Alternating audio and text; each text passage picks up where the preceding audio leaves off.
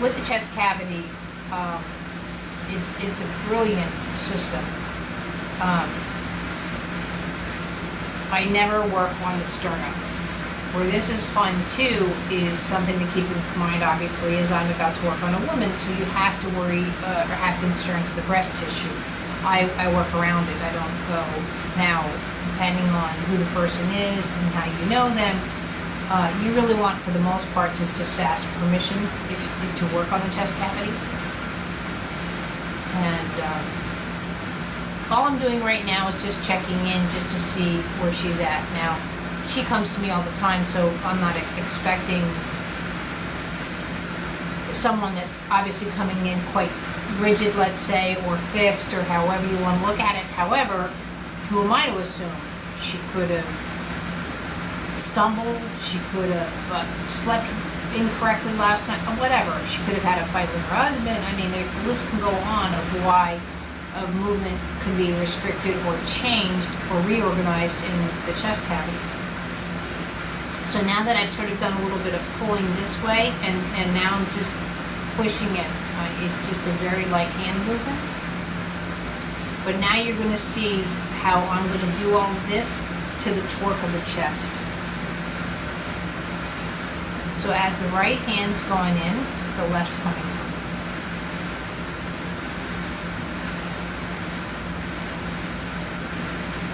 In most cases, I start with the top of the chest. This can be done 50,000 different ways. This really is again one example that I could have of many of how I would approach.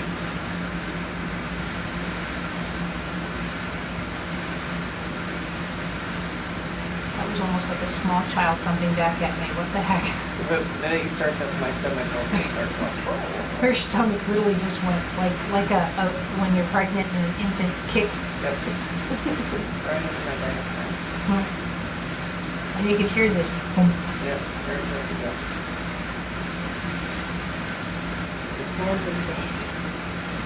This, speaking of though of babies, which I don't think Bobby has to worry about, and I truly apologize. I really meant to attack my fingernails, and they so need to be done. So I apologize. That's my vanity.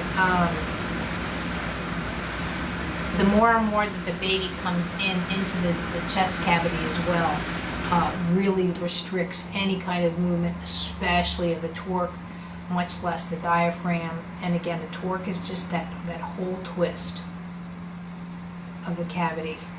Have you ever worked on a pregnant woman? The best story of working on a pregnant woman, I didn't realize she was as pregnant as she was, and she was sitting down, and the woman just couldn't breathe. Literally, she's like, because the baby was up high. She was 8 months pregnant. And people were like, what do you do? And that kind of thing. And she literally was sitting down and doing, I did the move, which I'm just about to show you. There we go. And she's like, oh my gosh, I feel so much better. And she stood up and she goes, I feel so uneven. And everyone goes, you are. Your arm's like 2 inches longer on the one side than the other. She freaked out. She just thought I just like mess with her body. It's a permanent life change. And she's like, make me even, make me even, make me even, do the other side. She just totally thought that her one arm was now 2 inches Pregnant longer. brain.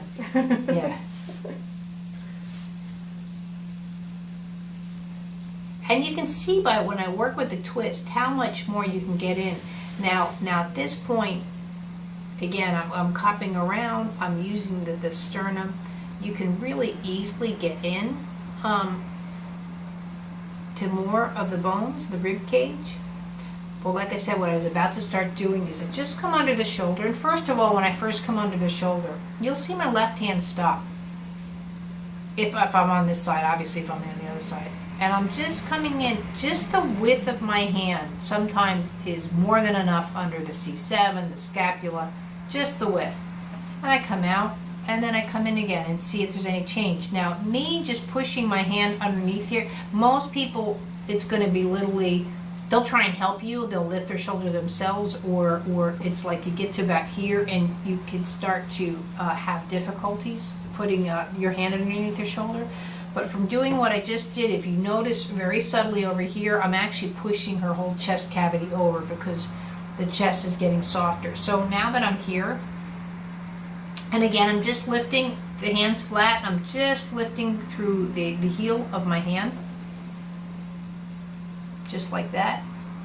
But now I'm going to put my hand here, and I'm working on the torque. So see how my trajectory is down towards the toes. As my right hand rolls over, my left hand is going to go down and start taking those floaters. With the sternum in mind, all of that's all visual, and how I can twist the rib cage. So now I can come up here to the upper chest, and I can actually push in and rotate through the shoulder and come back out. And push in. Now, if you have situations where, especially with kids, I can't do this with my child. First of all, any of these things that you're watching the videos, don't stick with just one person. I realize some people are watching these just to help their kids. Work with your husband, work with your sister, aunts, uncles. Just say, hey, listen, I'm trying something new. Do you mind if I play with you? You know, that's it. You're not looking for goals. You're not looking. Just learning how a rib cage feels and a variety of different people alone is a learning experience, much less trying to do a certain lesson. But second of all, moms in particular, and this is where it was such a bonus for me, and that's why I feel the way that I do, is because I did this stuff when the kids were sleeping, or when they're just have eaten, or when they're pre-napping, when they're just going into that lullaby stage. There's lots of opportunities to work with this. Now, what I'm doing here is now lifting up with the tips of the fingers. And this is where, again, notice when I do this, my hands are together. So I've dispersed. This is not an opportunity to really go in and poke someone. Now, if the person you're working on, like this woman's husband, is super huge, I seriously doubt that she'll be able to do this movement. She might be able to even suggest it, but he's just a big boy, so she's going to have to possibly just touch him. And even with the touch, she can still work on the floaters. She doesn't have to go up and lift the chest cavity like I'm doing here. And I'm just about to switch side because I don't want her to get too mobile this way and not deal with the other side to even her up, but also I'm going to start asking this area of the body to do more than that side, and I can increase the movement on this side once I've increased the movement on that side. So that's what I'm going to do. And with this too, now you can ask her at this point to lift the left hand versus the right, or you can do it yourself. You know, just see what it's like to lift the hand, just to feel. Now, if you want to incorporate it to the chest, which I'm going to do more so after I do the other side, it's a great opportunity to go in and now have the chest cavity there. Or maybe do something like this if she's available for it. And again, you know, what I feel is available and whatever, where she can come here and at that point do more of the movements in for her on something like this. But I still think that this kind of movement right now is a few lessons away, because I would much rather work with the details. I'll go so much further into the details into a body area that most people do, especially if I know I have a few days where I can have that conversation with that system, and I can do that detailed work. And again, there's a big difference between tuning a Steinway and just tuning just a local piano. It's just your attention to details, and some people, that's fine, or they don't have the time, or but I like to go for the detail. So with that, I'm going to move the camera around and I'm going to work her right side. And look at the difference between the chest cavity here and the chest cavity here. So at this point too, you know, with that, and now I can come up here versus here. So honestly, which side would you rather breathe out of? So I just, again, did my test drive. So I can come in here and I'm just, again, I'm dispersing the weight of my hand. Now you can keep the fingers together if you prefer, or you can pull them apart. It all depends on your touch. Now if you're not used to touching, this is not a good move because you're really going to go in, especially, you know, in this business, my nails right now are just way too long. There's just no room for artificial nails and fangs, anything like that. Vanity, it's just got to go. Now this side's going to go so much quicker because I'm asking the chest cavity to torque into a system that I've already worked on. So it's not like I'm knocking against the wall here. Also, I want to point out that a lot of people, this is cartilage. This area for some people has not moved in a long time. It might be the only place really where you're going to find that people mention that they are tender. Or you might want to tell them that if you go to that area where it is tender, to let you know. So now right here I feel residual. So now that's where I like the detailed work. So I can come in here, and again it's going to look like this, but I'm bringing back the left hand, going forward with the right. I'm doing this too because, again, I don't want to start touching breast tissue, and I don't want to look like the Queen of England having my tea. So I've just found that this is a nice move where I can come in. I'm being, you know, a bit more professional or whatever you're talking about. But again, this is where if you're working on a spouse or something, or someone that you can, quote, get away with, that you know them well, great learning opportunity. And also, if this was an adult male, I'd so be at, you know, the whole chest cavity working this. Women get different chest cavities due to bras. I mean, that's just, it is what it is.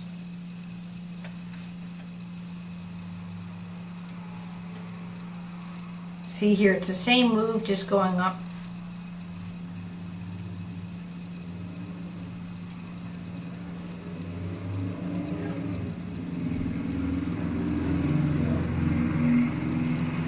So now I'm coming underneath here like I did before with my pizza hand. And I'm just checking her out. Now on this side, I just find that her scapula is more towards the ground.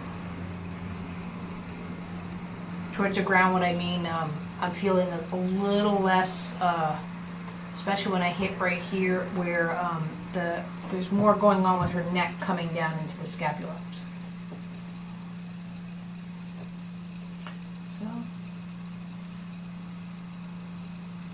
And she can probably really feel it. She's does this work. She's a bit more sensitive, where I'm actually probably a little pokey, believe it or not, into a rotary cuff through just right here my hand. Just because if I feel if a bone's being sharp, I have to assume then it's sharp for that person. So I'm going to go in here, and again, just, it's like when you have a conversation with someone and someone's like, you just don't understand what I'm saying. So if you feel a spot in the body, for whatever reason, just feels, I don't know, off, just say, you know, like you do with your kids. Like when the kids start spouting off, you know, and there's these buzzwords. So you repeat them back. So you're frustrated. Yes, I'm frustrated, but they're still not telling you why they're frustrated. It's the same conversation you're having with touch. I'm just going into, for some reason, when I rotated this, and I'm still feeling it, the rotary cuff is just a little sharp to me that I'm used to experiencing. So now it's up to me to put her hand or arm in a certain situation, or work just quickly on that area to say, listen, I'm hearing that you're just not getting this movement thing right now. And there she goes. She's just got that little bit of attention. But I'm acknowledging that she's trying to tell me something. And that's what it is. When your body is not moving, it's not, come on, what's wrong with you? It's, what are you trying to tell me? So now just from that little bit, big difference of me rolling her over. Now, she might have said, if I said, I'd asked her, does this feel a little pokey to you? She might have said, no. Well, she might not be aware, or it also just might be so common for her, it's just no big deal. And for whatever reason, I just feel, let me take time and acknowledge that area of the rotary cuff. Now, she might say too, oh, I had surgery there 18 years ago. You know, it might not have been in her vocabulary to tell you things, or asking. Again, I don't do a complete medical history on someone, you know, that you do in most doctor's office, you know, kidneys, all that. So now I'm going back to see.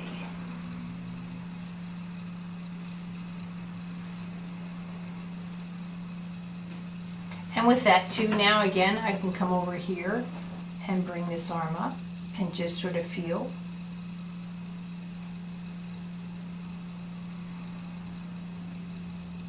Her wrist just popped a little bit. That's fine. I'm not doing that conversation. I'm just looking to see how the arm is attached.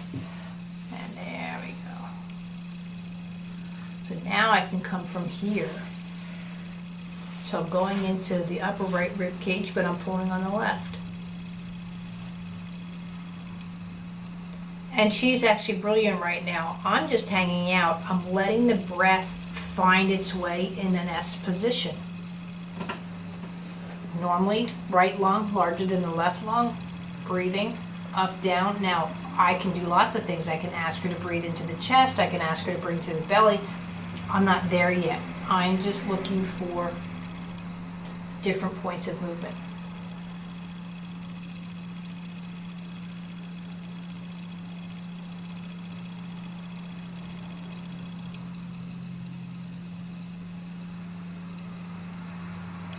Now as she breathes in, I'm letting go.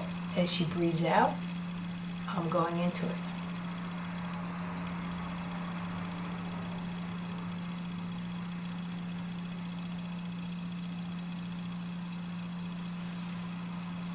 Letting it rest for a second.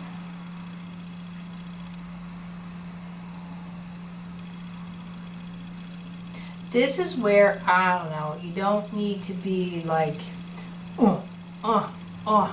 you know, you can, more so maybe with a football player or someone that has to take those hits or attack, but I would give it a heads up.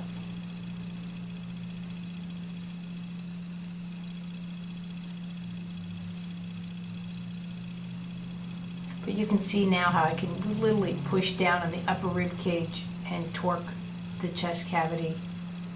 Now at this point, do I want to bring in the legs into this conversation? Do I want to bring the head into this conversation? Or do I want to keep the conversation with the chest cavity? I'm going to keep with the chest cavity because that's what the lesson's about. I'm going to move the camera again. Okay, if you're starting with someone, very rarely would I do the diaphragm lesson. If I've never met you before, Right. People are very self-conscious about their stomachs, even if they don't admit it. They realize they're coming to a therapy, a modality, okay, whatever you feel is best. No, I don't want to hear that. It's not, you know, yes, I know I have some control over the lesson, but when someone says whatever you feel is best, they're being a bit too willing and there's some reservation there. I want to make sure always that your vestibular system's okay, you're breathing. Now, if, like I said, if someone comes into my office and I can hear their breath, or they've made a phone call to me and it's like, hi, Michelle, you know, I fell, or they're trying to explain, but when they're explaining the situation, it's breathy, I know I'm going to go after the chest cavity first. Okay. Because until they're just on this table breathing, how do I get them to roll over? How do I get them to, so I would go for the chest cavity in those situations. Or like I have a cute little guy I work with, very rare condition, lens microphthalmia. He thought his tush was the feet. So he hyperextended from the back of the neck to the feet, this whole hyperextension. And, you know, their goal was lie flat, and I'm like, I gotta get this kid to breathe. And you'll see that with CP, where they, especially when most people think of inflection, and inflection is when the abs are really tight and it brings the shoulders forward, so you're more in a fetal position. And again, how do you breathe in that position? Very difficult. But especially more so when the back is, and I'll do it with you quickly, is hyperextended. So when you're in this kind of a situation, especially now round the back more if you can. No, round it out, belly out. Now tighten your abs.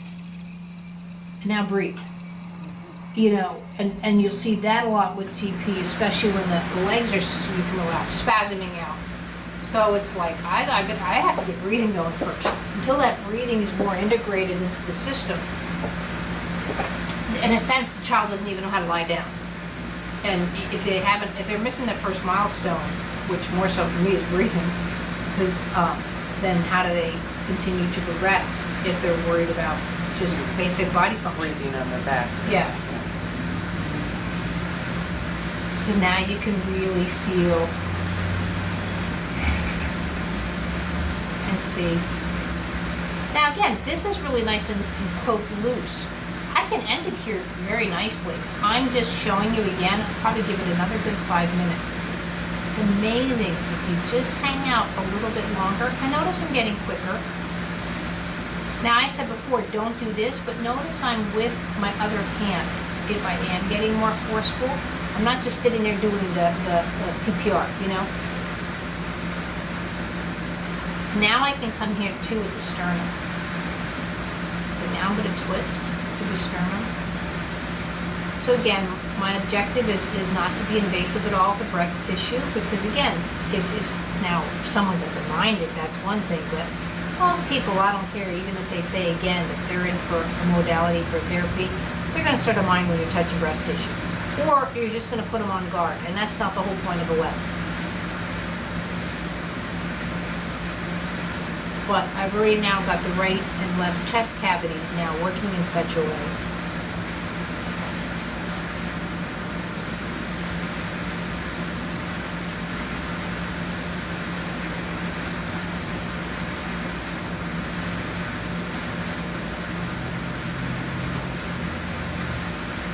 And I've changed my mind. I'm going to show you one more thing right now. I'm going to take the bolsters out.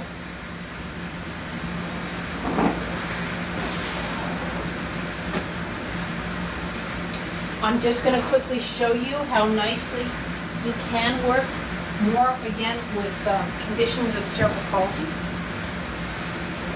So I'm going to slightly just roll you over, just because I know I can do that with you. So just like to here. So now I'm going to put my little ball here. Okay. Probably actually let me get the phone.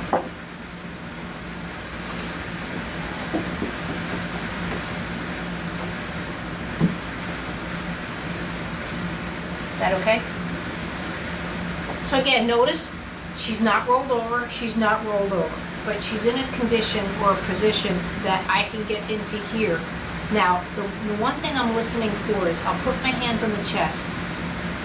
Is there a crackle? Am I hearing anything? Because again, someone that's lied on their back for a long time, you don't get the cough, you don't get the sludge out, you don't get the mucus, all of that. So just being in this position, you might suddenly hear crackling because the fluids are starting to move.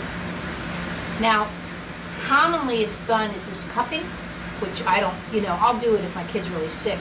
But you're like this, and again, I'm just going to do Chibabi real quickly. It's pleasurable, but you cup the hand, and this is what people are used to. But imagine or notice, and I'll do this from both sides just to show you. Now again, I've got the ball here, I've got the foam here. The condition of the system is just nice and secure.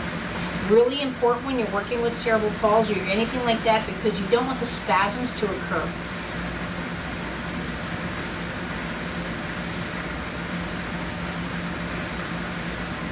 But I'm just into this little bit of the chest cavity. With that, I'm going to move the camera around just so you see a tad better.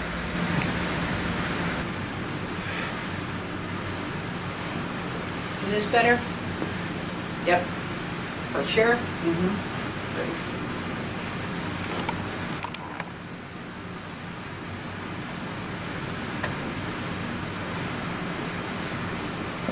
So I would do the upper chest cavity first, but again, if the child suddenly is starting to roll maybe, or feeling that rolling is an option in the vocabulary, and I'm just going in. So I'm taking the lower rib cage, with the thumb, and I'm pulling it down at the same time I'm pushing down from up the foot of the toe.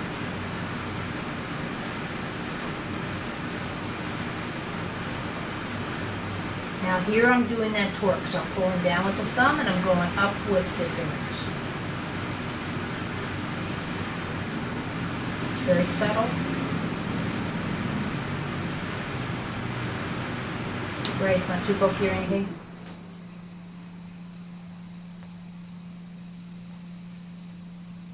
But I'm telling you, I've done this so many times, like I said with CP, and now what I would do is literally move her body up just maybe, and I'll just show you, even just this much. So I might do the foam again, or my hand underneath. Just that little bit. Is there now a crackle in this position?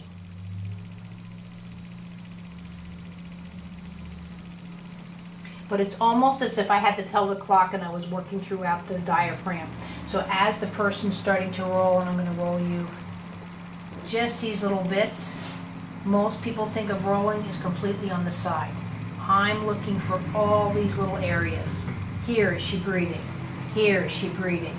Here, is she breathing?